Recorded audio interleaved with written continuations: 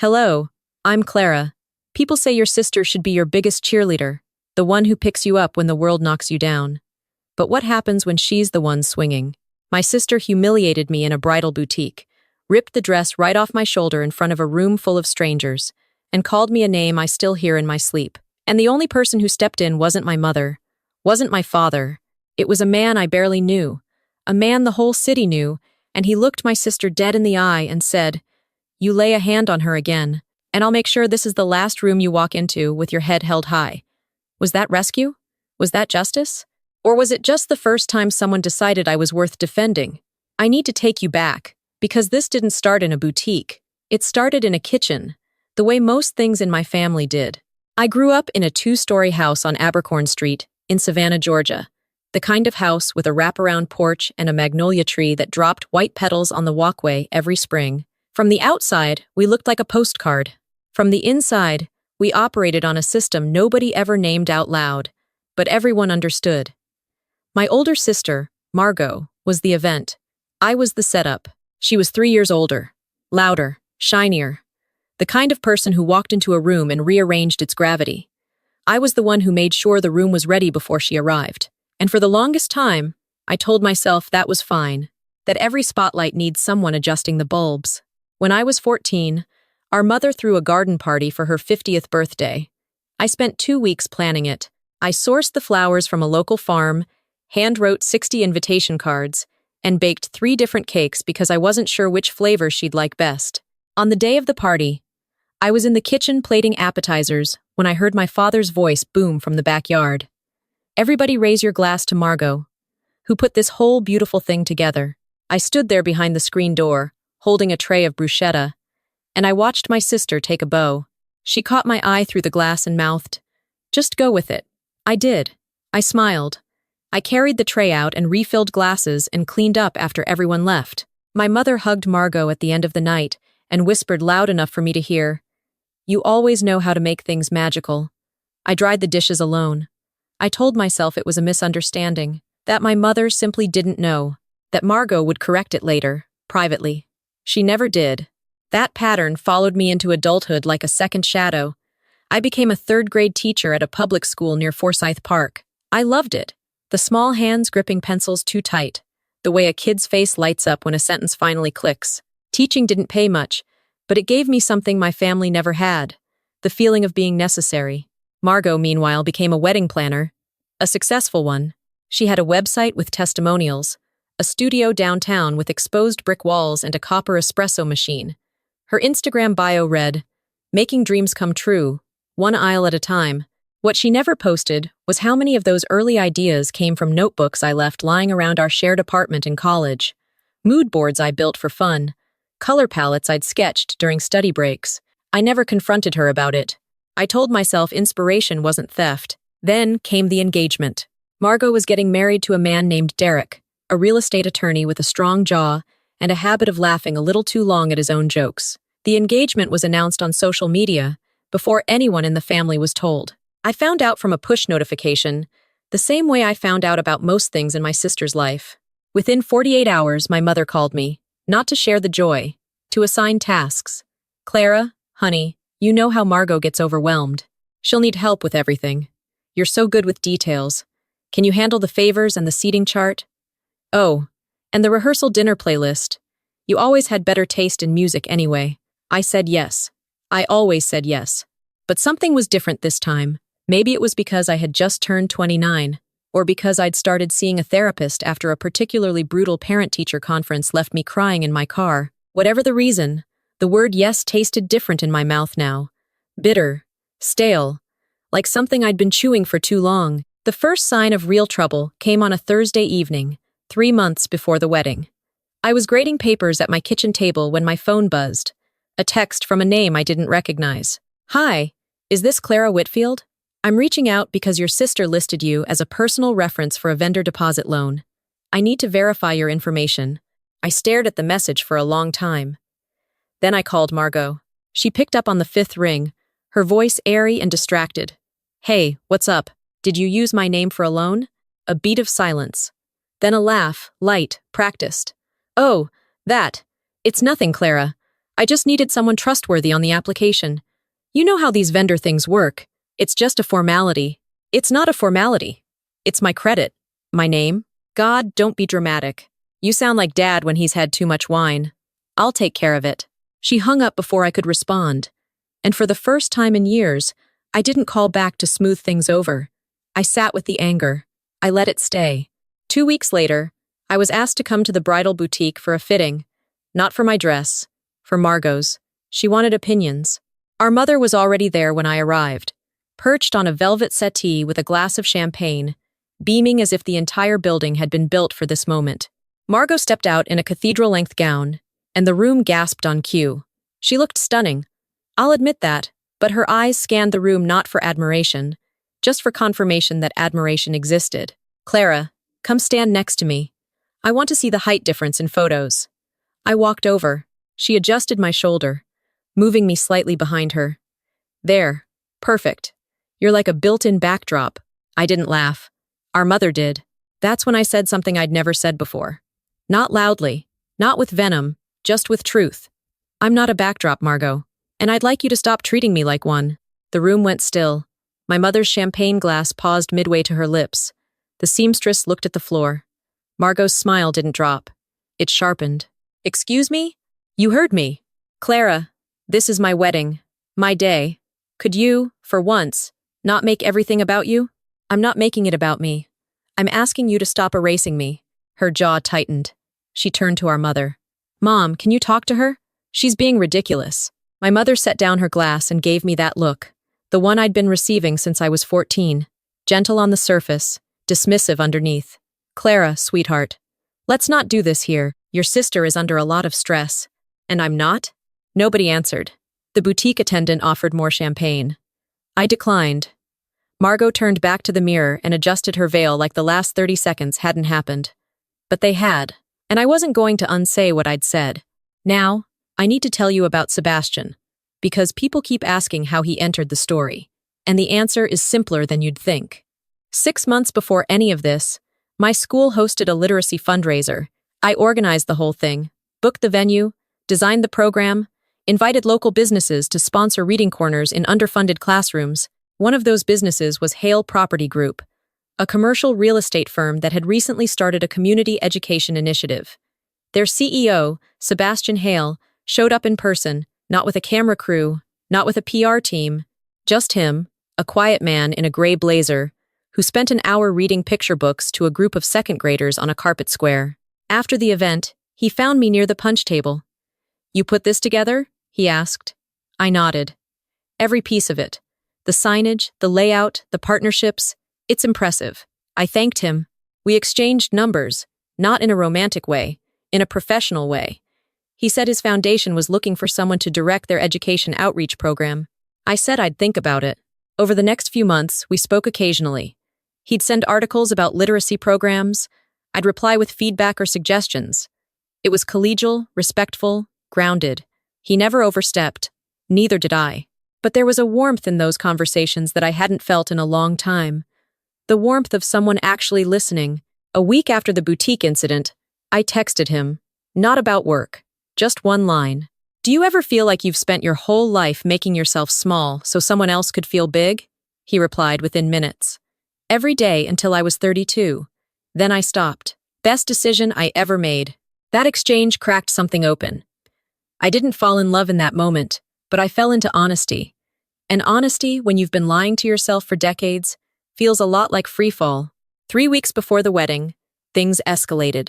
Margot had booked a final dress fitting at a high-end bridal boutique on Broughton Street.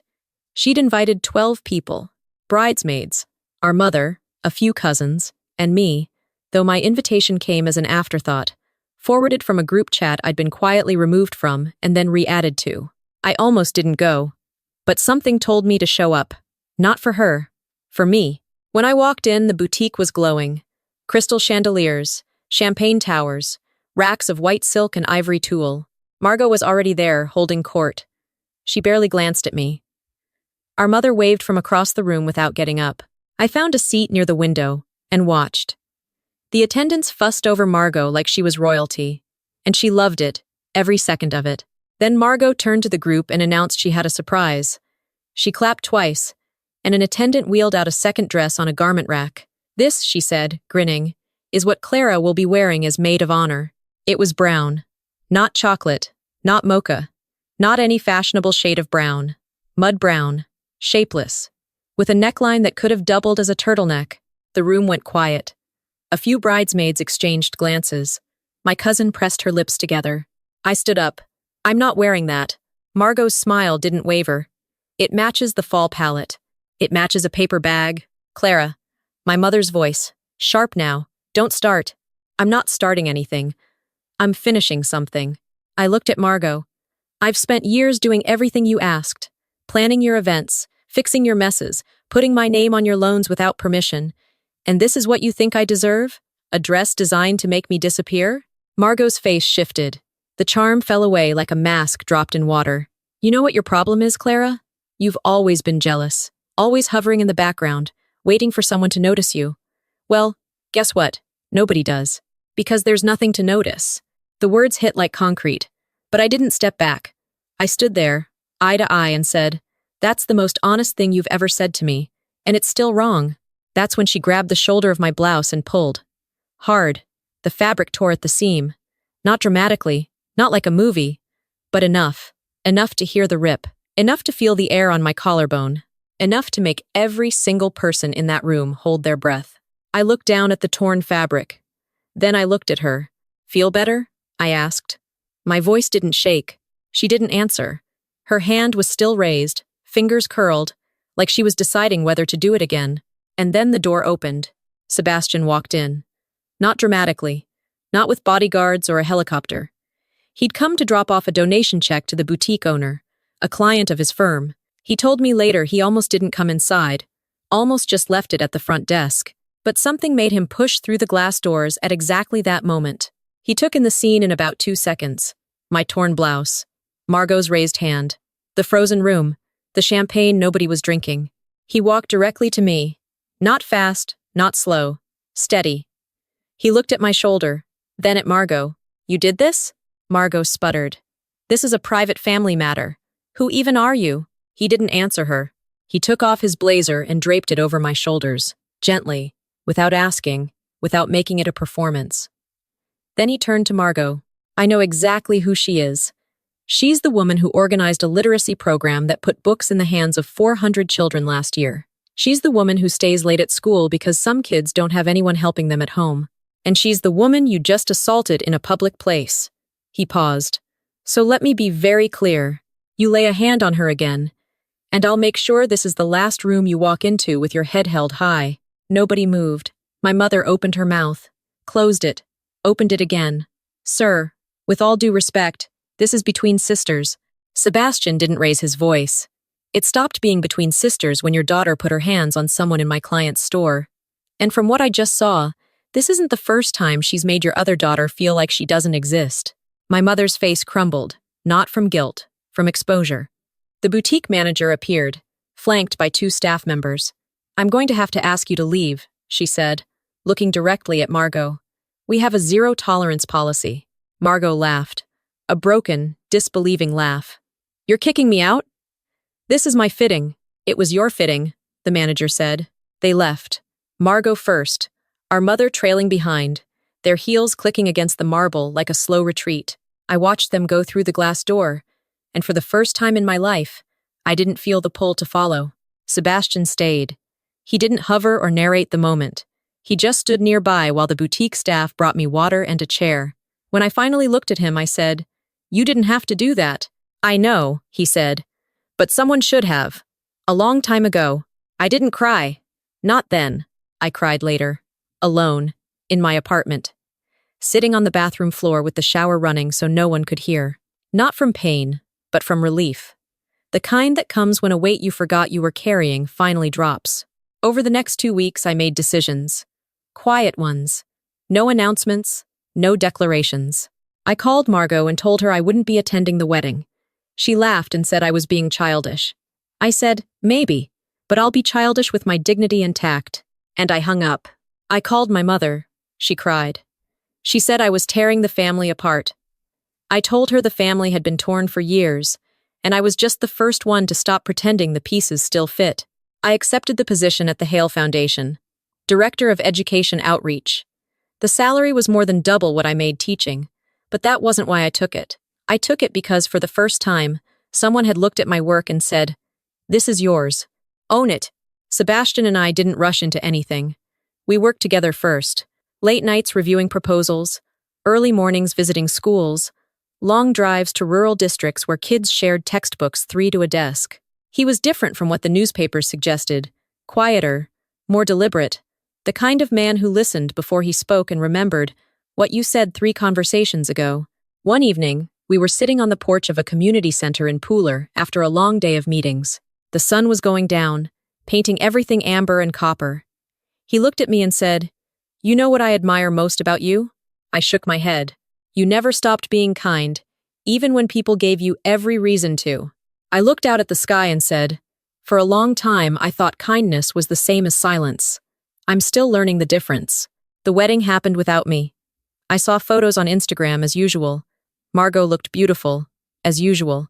My mother posted a caption that read, "Our perfect girl on her perfect day, no mention of me, not even in the comments." But something unexpected happened at the reception. A guest, someone who had been at the boutique that day, apparently told the story to a table full of Derek's colleagues. By the end of the night, it had spread through the room like smoke. Margot spent the last hour of her own wedding doing damage control instead of dancing. I didn't find out until my cousin texted me a week later. "Just thought you should know. People are talking.